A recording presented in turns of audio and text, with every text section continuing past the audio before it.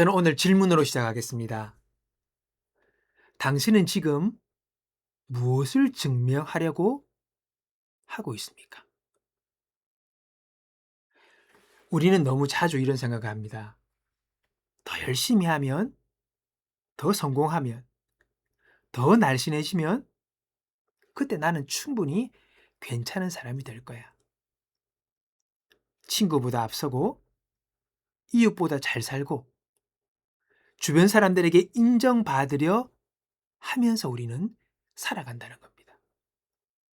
이것을 증명모드라고 부릅니다. 문제는 이 러닝머신에는요, 끝이 없다는 겁니다. 하나를 증명하면 또 다른 것을 증명해야 합니다. 계속 달리지만 아무 데도 가지 못합니다. 이것이 증명 모드의 폐단입니다. 어떤 남자 이야기를 읽은 적이 있습니다. 그는 멋진 스포츠카를 몰고 전 여자친구가 사는 그 길을 일부러 돌아서 다녔습니다.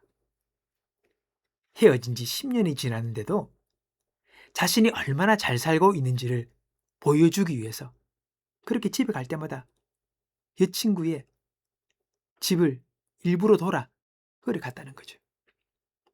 근데 나중에 알고 보니까 그녀는 2년 전에 이미 이사를 간 후였던 겁니다. 그 모든 시간 동안 아무도 없는 곳을 향해 자신을 증명하고 있었던 것입니다.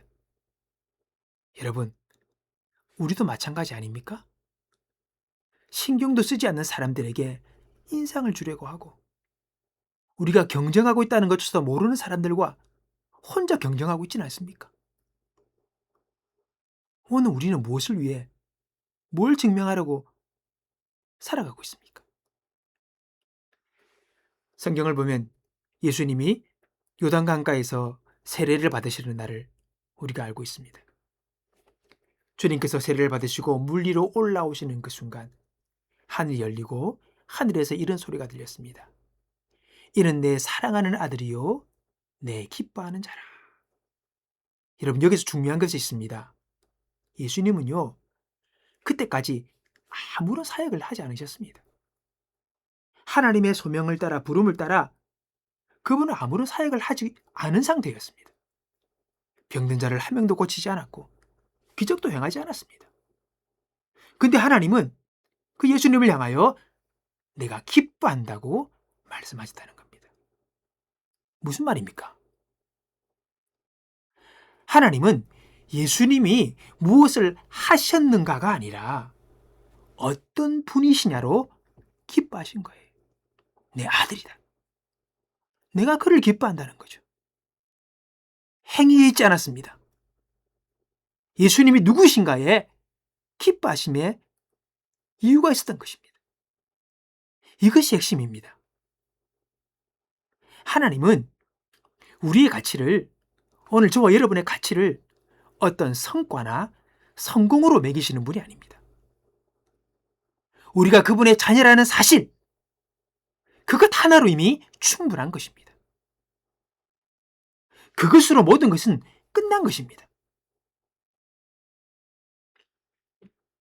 세례 직후 예수님은 광야로 끌려가시지요. 40일간 신염을 받으십니다. 원수가 와서 말합니다. 야야, 네가 하나님의 아들이거든. 이 돌로 떡을 만들어봐. 무슨 말입니까?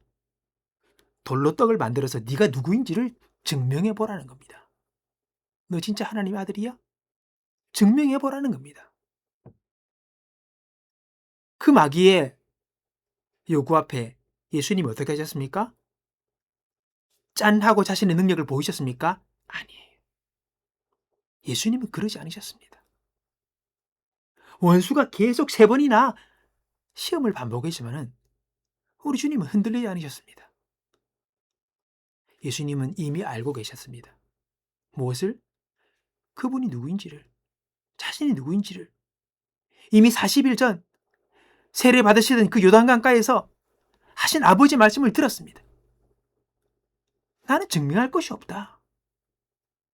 예수님은 원수의 그 요구와 유혹에 일절 반응하지 않으셨다는 겁니다. 자신을 증명하는 것에 그분의 능력과 힘을 사용하지 않으셨습니다. 중요한 것입니다. 우리도 마찬가지입니다. 하나님이 이미 말씀하셨습니다. 너는 내 사랑하는 자녀야. 내가 기뻐하는 사람이야, 너는. 여러분, 이 말씀 들으셨습니까? 아니, 하늘 문이 열리고 기적처럼 뭔가 음성을 들어서가 아닙니다. 예수 그리스도 안에서 우리에게 이러한 일들이 일어났잖아요. 그게 복음이고 우리는 그 복음을 들었습니다. 아멘 했으므로 우리는 그분의 사랑하는 아들이요, 딸이요, 자녀가 된 거예요. 보세요. 우리가 창조주 하나님을 향하여 감히 아빠라고 부를 수 있는 그런 존재가 된 것입니다. 오늘 저와 여러분이 그러한 존재입니다. 하나님이 나를 사랑하셨다 하셨고 나를 위하여 아들을 희생하셨다 하셨고 이미 사랑하셨다, 구원하셨다고 말씀하십니다. 우린 그것으로 된 겁니다. 그런데 왜 우리는 아직도 자신을 증명하라고 하십니까? 사람들 앞에서, 더 나아가 하나님 앞에서. 여러분, 압박을 내려놓으셔야 합니다. 당신이 더 성공해야, 더 잘내야 한다는 압박. 심지어 성경을 더 보고 더 충분히 기도해야 하나님 나를 사랑하신다는 그 생각에서 벗어나셔야 합니다. 착각입니다. 내가 성경을 더 많이 보고 더 많이 기도하면 하나님이 나를 더 사랑하시고 내가 덜 보면 덜 사랑하십니까? 착각입니다. 그 사랑은 변함이 없습니다. 왜 성경 봅니까? 왜 기도합니까? 내가 성경 더 보고 더 많이 기도한다고 하나님이 어떻게 되십니까? 사실 아니에요. 한적으로 말해서 기도하고 우리가 성경 보는 것은요, 하나님을 위해서가 아니라 나를 위해서입니다. 우리의 마음을 정돈하고 우리가 하나님 뜻을 분별하고 우리가 하나님의 능력을 받고 하나님의 인도를 받으려고 우리를 위한 것이지 하나님을 위한 것이 아니에요. 주를 위해서 더 많은 기도와 더 많은 말씀을 본다고 짐을 질 필요가 없습니다. 그게 짐이 되니 힘이 드는 것입니다. 피곤해지는 것입니다. 그리고 신앙생활이 고통이 되는 것입니다. 여러분 아셔야 합니다. 압박을 내려놓으시고 짐을 내려놓으십시오. 우리는 이미, 저와 여러분은 이미 하나님의 기쁨입니다. 하나님의 사랑입니다. 그분의 소중함이십니다. 그걸 아셔야 합니다. 우리 행위에 어떠함이 있지 않습니다. 나는 이미 그분의 사랑입니다. 그분의 자녀입니다. 이것을 우리가 알아야 합니다. 이것을 우리가 믿어야 합니다. 우리 하나님은 지금 이 순간 있는 그대로 나를 사랑하십니다. 원하면 원한 대로, 부족하면 부족한 대로, 없는 데면 없는 대로, 연약하면 연약한 대로 있는 그대로의 나를 지금 사랑하십니다. 이것이 진리입니다. 이것이 성경이 말하고 있는 이야기입니다. 당신의 가치는 당신이 무엇을 하느냐에 있는 것이 아니라 당신이 누구이냐, 당신의 정체성에서 온다는 것을 기억하시기 바랍니다. 이제 사람들의 인정을 쫓으며 러닝머신 위에서 달리는 삶을 멈추시기 바랍니다. 그리고 여러분 자신의 길을 달리세요. 왜 자꾸 사람의 시선에, 사람의 평가에 그것에 맞추려고 달리십니까? 그건 내 길 아닙니다. 하나님의 인정을 받으려고 신앙생활도 하지 마세요. 이미 인정하셨습니다. 이미 사랑하셨다 하셨고 이미 내가 너를 구원했다고 했습니다. 뭘 또 인정받습니까?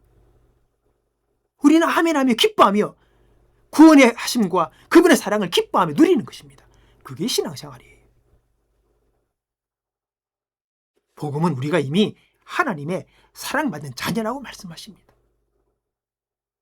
신앙생활은 하나님이 나를 사랑하시고 기뻐하신다는 이 사실을 믿음으로 받아들이고 이 믿음 속에서 각자에게 주어진 자신의 삶을, 자신의 길을 담대히 걸어가는 것이 바로 신앙생활입니다. 이걸 여러분 놓치시면 안 됩니다. 종교의 짐에, 신앙의 짐에 눌려서 그 압박 속에 살아가지 마십시오. 진리는 우리를 자유케 합니다. 너무나 많은 사람이 인생이든 신앙이든 증명하려는 압박 속에서 살아가고 있습니다. 그건 잘못된 겁니다. 허송세월하는 것입니다. 우리 모두 비교하며 인정받으려고 하는 그 삶에서 내려와 하나님이 나를 위해 예비하신 자신의 길을 걸어가기를 바라는 것입니다.